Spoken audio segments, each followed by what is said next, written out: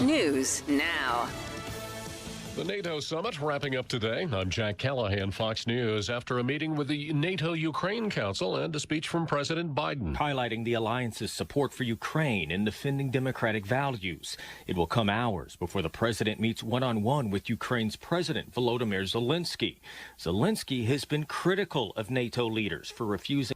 Now, On News Talk 105.9 WMAL. O'Connor and Company. And welcome to Wednesday. It is 5:07 on News Talk 105.9 WMAL, making sense of the news. This is O'Connor and Company. Sans O'Connor. Larry's still on vacation. Mike Opelka is my name.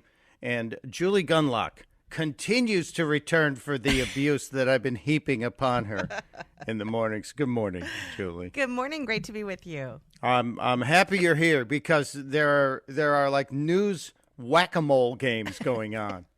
You know, the topics are popping up every second. We're saying, all right, what's going on? What's Joe saying over at the NATO meeting?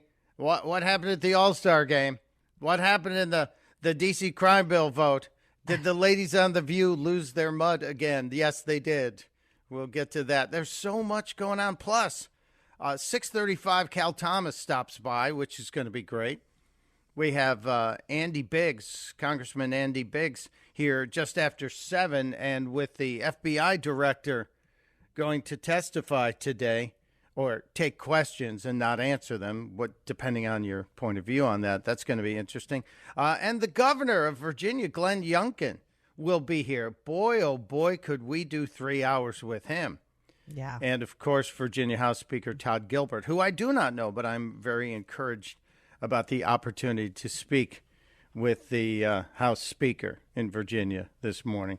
I'm very curious about everything on the list today, and also a little bit nervous because we have some possible heated discussions today. And then as we're looking at this, we get this story that North Korea fired an ICBM after threats to our planes over there. So it's whack-a-mole in the news today, and a lot of it's happening overseas. So that's a developing story that we will be keeping our eyes on today.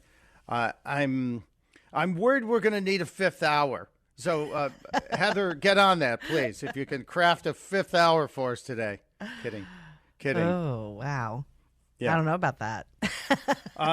I did speak with a doctor from the Cleveland Clinic yesterday regarding a topic we've broached the past 2 days, and that is Robert Kennedy and his apparent use of performance-enhancing drugs or testosterone.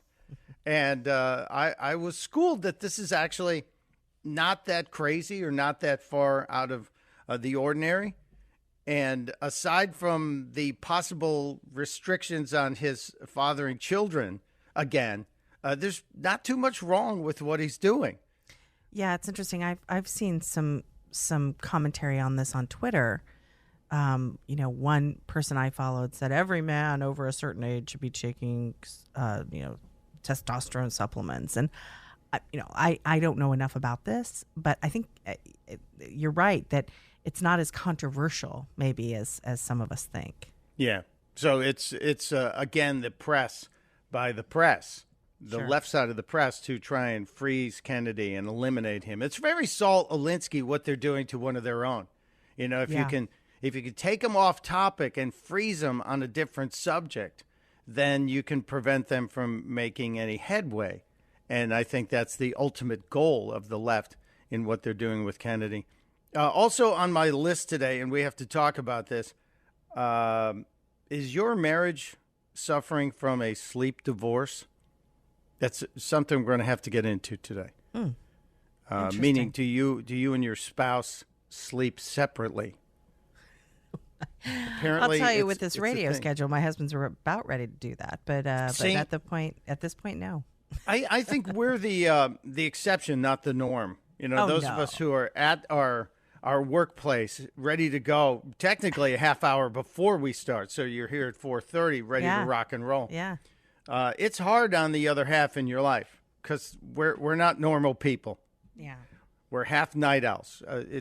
It's as if we're going to work when our old comrades are coming home from the club. Yes, but we're not. But there are people that don't have these hours that do sleep in separate rooms. I know 2 couples who do this. I find it very odd.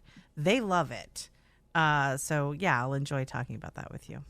Well, we need to discuss the remedies because there are remedies, and we'll look at that. Also, John Kerry is back in the news. Monday, John Kerry told us that the war in Ukraine was contributing to climate change, that was the problem, that all those bombs hitting the septic tanks in Ukraine were adding to the methane in the world. So if he's not after the cows and their gassiness, he's now after the problems with war. But he's got some interesting comments on that same subject, almost as if he did a 180-degree reversal that we will have to get to today as well. There are some other strange stories. You know, I have a predilection for finding strange stories out there. I think you've probably figured that out now after 2 days. I love it. But I also look at stories, unusual stories that are indicators. Today we're supposed to get inflation numbers, correct? I think those numbers are coming out later today, and the administration is bubbling, hinting that it appears that inflation may be down again, which is great for all of us. And I don't know what the number's going to be. There's talk of like down from 4% to 3%. But at the same time, Americans are doing some strange things, cutting back on essentials.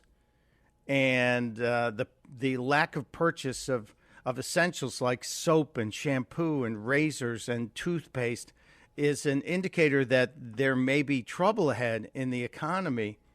At the same time, workers' hours are being cut. So there are hopeful signs if the inflation is going down, but there are also troublesome signs with people. Well, I troublesome signs because I'd like people to wash and brush their teeth. Don't get in an elevator with people. My God. Yeah, I know that's terrible. But it is one of those things that we have to keep our eyes on. Yeah. And these are indicators, economic indicators that pretty much nobody talks about, which I find that fascinating, that there are these kind of underground economic indicators that are out there. Yeah. Very interesting to me. And I have one more weird story. I promise you I have more than one more weird story. There is a trigger warning now on Hemingway's Old Man and the Sea. You're kidding. I wish I were. I wish I were. This is in the woke news area. A Scottish university has put a trigger warning on Ernest Hemingway's Old Man and the Sea. Oh, dear. Yeah. And why do you think? I mean, you want to guess? Julie Gunlock, you want to guess why the Old Man and the Sea would require a trigger warning? Oh, is it all that salty language? See what I did there? See what you did there, and 2/3 of a pun is PU. I just want you to know. No, it's because of the violence to the fish. Yeah, to the large killer fish. Got it. Yeah. Okay. Got yeah, it. It's fish violence. It's got a trigger warning on one of the greatest pieces of literature. If you're not convinced that we have lost the last tiny bit of our sanity. The last marble. Yeah, and this is in a university, a Scottish university, where they have a trigger warning on Old Man and the Sea. I just would like to see the list of other great pieces of literature that have trigger warnings on them. It is truly madness, and we have to stand up against it. And it's also 5:15 this morning, which means WMAL. It's here. Download the new WMAL app and listen anywhere you go, anytime you want. Lots of parts of the world are exacerbating the problem right now. But when you have bombs going off and you have damage to septic tanks or to power centers, et cetera, you have an enormous release of greenhouse gas, of methane, of, all of the family of greenhouse gases. And the result is it's adding to the problem. I'm not, believe me, that's the fight in Ukraine is a fight that we have to make, that the world has to make. The values at stake are enormously important to all of us. So I'm not suggesting by any fashion that this is not a fight we shouldn't be involved in. But I am saying that there are ancillary impacts as a result of it. John Kerry, 2 days ago, John Kerry, our climate envoy, addressing what he considers to be a contributing factor to the climate problem, to the weather problem, and that's the war. I wonder if the climate folks are going to be pushing for the green bombs. Are we going to create bombs now that don't do that? What are we doing? And then yesterday, Kerry was being interviewed on a British television show, and he was asked about cluster bombs, because that's going to be a hot topic today in the NATO discussions, and our president is meant to be giving his defense of U.S. providing cluster munitions, as they're being called now, to the Ukrainians. And Kerry had a curiously different answer. This week, President Biden announced that the U.S. would send cluster bombs to Ukraine to help them in that conflict. Now, as a former Secretary of State, you'd express concern about the impact that those weapons can have on civilians and indiscriminate killing of women and children. Aren't you worried about their use in this conflict? Well, I think everybody's always going to be worried about how something is used, and I know the president has described this as a very difficult decision, and he's putting constraints on how that can be used. But that's not my bailiwick right now. I'm trying to build consensus around climate, and I'm not getting involved in the various foreign policy and political issues of the day, sometimes as frustrating as that might be. So it sounds like he wants to talk about that, but he realized he was knee-deep in a topic that he probably is going to get a phone call on. John, just stay in your lane. Stay in your lane. You're the climate envoy. Well, he's also intensely embarrassing on this issue. I mean, the idea that when a cluster bomb goes off, his biggest concern is that it exacerbates the climate change problem, not the possible lives on the ground that were lost or civilians who were in, or around a military target. He is just a buffoon. And when the president was in London meeting with the king, there were a whole bunch of sort of high-level officials surrounding the king and President Biden and John Kerry. And John Kerry was lecturing everybody in the room about climate change when clearly they were there to talk about Ukraine and, again, cluster bombs. He is just a buffoon. He's an embarrassment. I'm not surprised the administration is telling him to shut up. Julie, your therapy isn't working. You're not holding back. You need to really work on research. No, I'm with you on this. The hypocrisy of it bothers me almost as much as just his arrogance. Oh, yeah. All of these guys getting off private jets. There are 118 private jets at the Vilnius airport. It's a tiny nation. Yep. Lithuania. And we have 118 private jets gathering, and they're all talking about how we have to fix the weather. Yeah. And they want to take away my coal-fired oven pizza. Yeah. Well, it's just. You want to get me upset? You want to get me started? Bring up my gas stove. Oh yeah, I'm hoarding gas stoves. I shouldn't have said that on the radio, but I have 4 gas stoves right now because when they take them away, I'll have one in reserve next to my incandescent light bulbs that I have in the basement stored already. That's true. I'm not kidding you. I know. It's absolutely true. We've got much more on this, and we're going to discuss much more about the cluster bomb story, what's happening in NATO today, and the issues here locally as well. What happened with the D.C. crime bill vote? We have Cal Thomas coming up in just a little over an hour, and Andy Biggs will join us right after 7. It's Mike Opelka in for Larry O'Connor on O'Connor and Company at 5:21 on WMAL. It is 5:27 on WMAL. Mike Opelka in for Larry O'Connor and Julie Gunlock. I can't get my mouth working this morning, Julie. Is there mouth oil here somewhere? It's called coffee. It's called bourbon. Yes, there you go. It's correctly, but that's not appropriate for the morning. We were getting into a topic that's going to require much more time today, and that is the subject of cluster munitions / cluster bombs. I'm sure there are going to be all kinds of positions taken on this. today as our president is going to explain why we are doing this. We will get to some of the clips from Antony Blinken, who is talking about this as well. But it just feels a tad hypocritical to me. Yeah. So we'll yeah. Go ahead. Well, some Republicans are backing this too, and that's an interesting angle. And therein lies the question: what do we actually know about what's really needed in Ukraine? And I still bring this up: are we fully aware of what's really happening in this war between Ukraine and Russia? And the one thing we know for sure is Russia started it. That's pretty much all that's certain here. The rest of it is always open to question because we have such limited information coming out. The lack of credible on-site reporting bothers me, and I know some of the people that are over there covering it would beg to differ with me. But it just seems like we have a mere pittance of actual credible on-the-ground information. Other than we know the Russians have lost a lot of soldiers, but we'll get into this discussion and several other topics today, as well as what are we giving up in our own military readiness to support this. It is a little disturbing, to say the least. It's Michael Pelka in for Larry O'Connor on O'Connor and Company on WMAL. WMAL-FM, Woodbridge, Washington, a Cumulus media station. Making sense of the news. News Talk 105.9. News now On News Talk 105.9 WMAL. O'Connor and Company.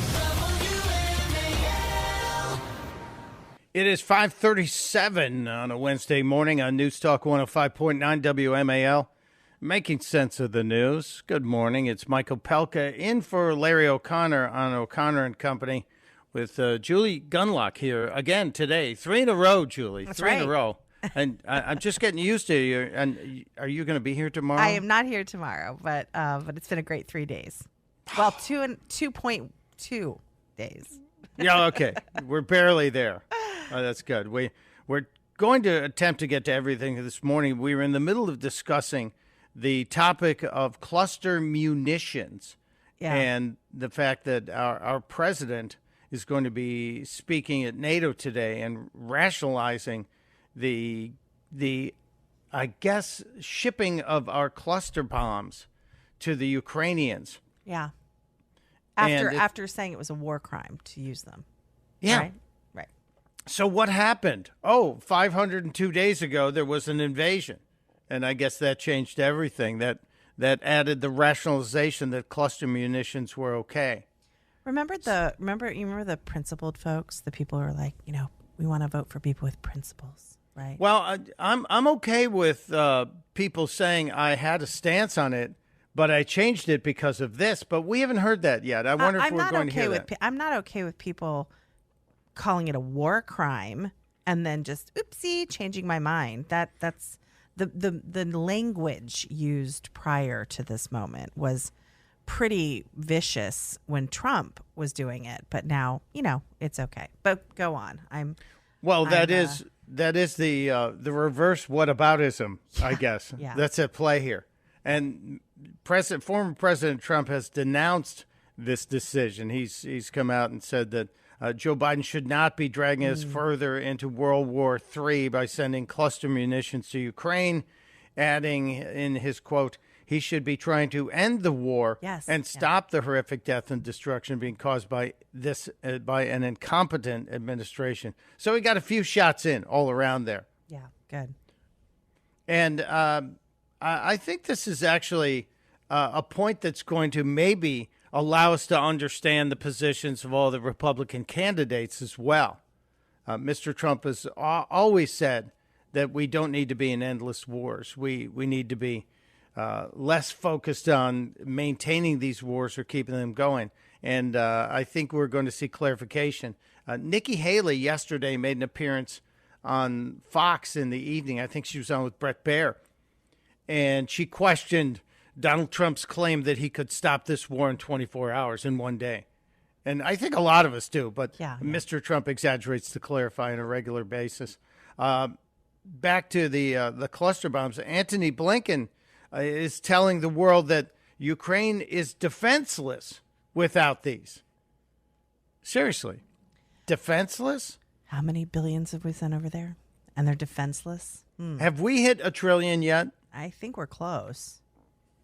It sure feels that way. It sure feels like we are close to hitting $1 trillion in expenditures, which, we were told that $1 trillion, that $1 trillion mark, that's an emergency when it comes to student loan debt. That's an emergency when it comes to just about anything. But this is an ongoing commitment that our president has said, as long as it takes, as much as it takes. And to me, that's a little chilling. And Kirby saying that this is about keeping Ukraine in the fight. And telling people, you were just there. You talked to Zelensky. He was asked by ABC News on this. And he said, quote, "They are using artillery at a very accelerating rate," to Martha Radis. Many thousands of rounds per day. Now, I really would like to know our current state of readiness. Now, I know that's probably not going to be allowed. We're not going to be told our current state of readiness because that'd be giving up our position, basically, to the enemy. Yeah. But I think the American people should be given some sort of reassurance from the president, from the administration, maybe from the Secretary of Defense, that the American military is not at risk. The American military is, in fact, in good stead. And right now, I'm not hearing that. I'm not hearing that from anybody. There's no real statement, although the Heritage Foundation has ranked the U.S. military as weak. Oh. For the first time. That's a little disturbing. The Army's called marginal. The Navy's called weak. The Air Force, very weak. The Marine Corps, of course, strong. The Space Force, weak. I didn't know we were monitoring the strength of Space Force. And the nuclear capability is strong. Yeah, well, the nuclear capability is frequently the great equalizer in just about everything, is it not? Yeah, well, look at that. This Heritage Foundation report. It's been out for 9 years, and this is the first time that it's rated them as weak. That's very frightening. And again, when you consider the near, what are we? We're closing in on $1 trillion to Ukraine. We are not using that to shore up our own defenses. So, in light of what's going on with China, this is very frightening. It's very concerning. And consider the Heritage Foundation report that we're quoting here came out in October of last year. Yeah. So you've now got over a half a year, almost 9 months, since this report came out. And in those 9 months, our military recruiting numbers have not gotten better. Yeah. I dare say our focus on maintenance of our equipment and production of ammunition has not gotten better. Yeah. So there's a likely chance that some of these ratings have decreased in even greater numbers, that perhaps the Army rated as marginal is not marginal anymore. I don't know how much lower you get than a weak Navy, a very weak Air Force. Yeah. This is troubling. And our enemies are aware of this because all of this is public. And we've got more on this coming up. It is 5:43 on WMAL. It is 5:47 on this Wednesday morning. O'Connor and Company. Larry O'Connor still on holiday. He should return Monday. Mike Opelka, my name, Julie Gunlock with me. And we're in the middle of a discussion of our military readiness and all of the money that we're throwing to help Ukraine defend itself. And I know we're the biggest contributor. I know it's far and away America spending the most in money. And thank God there's no human capital on the ground. We know there are probably advisors running around there. But at what cost to our own readiness? It seems like protecting a country is kind of the tippy top of what a president's job is supposed to be. It seems like that list of things you have to do every day as a president, number one is to protect the country. And this Heritage Foundation assessment that came out in October of our military power is more than disturbing. Again, the Army marginal, the Navy weak, the Air Force very weak, the Marine Corps strong, Space Force weak, and our nuclear capability still strong. And when we look at the Navy as weak, there is a story today that has a lot of us shaking our heads, saying almost 40% of the Navy's nuclear-powered attack subs are out of commission for repair. How is that even possible? Wow. How is that even possible? And it's important to say this is from the Congressional Research Service, nonpartisan Congressional Research Service, sort of the research arm of Congress. So, wow, this is scary stuff. Yeah, and this report is fresh. This is from July 6th. A July 6th report stating that the Navy prefers that 20% of its submarines be in the repair depot for maintenance at any time. We are basically at double that number right now. We're basically twice as high as the Navy wants it to be. 18 of our 49 nuclear-powered attack subs classified as in for maintenance or awaiting maintenance. And the one question I would ask is why? Yeah, why is that? Yeah, why is that happening? In a statement, the Naval Sea Systems Command blamed planning, material availability, interesting, and shipyard execution. So it does sound like the pipeline of materials that we have all experienced is contributing to this. So it's a supply chain issue? It's contributing. I mean, it sounds like it. Again, according to the command, Naval Sea Systems Command, who oversees the maintenance of these ships, says that planning, material availability, and shipyard execution. So, yeah, it sounds that way. And these submarines are pretty much they're kind of like the badass equipment of our Navy. These are submarines that can fire torpedoes, Tomahawk cruise missiles, and we are looking at them as a key advantage over China's Navy, which has been growing and growing at a feverish pace. You're absolutely right. And this is our submarines are thought of as one of the things that will give us an advantage over China's, in terms of numbers, much more superior Navy. It's just in terms of number of ships. So this is very alarming. People should be worried about this.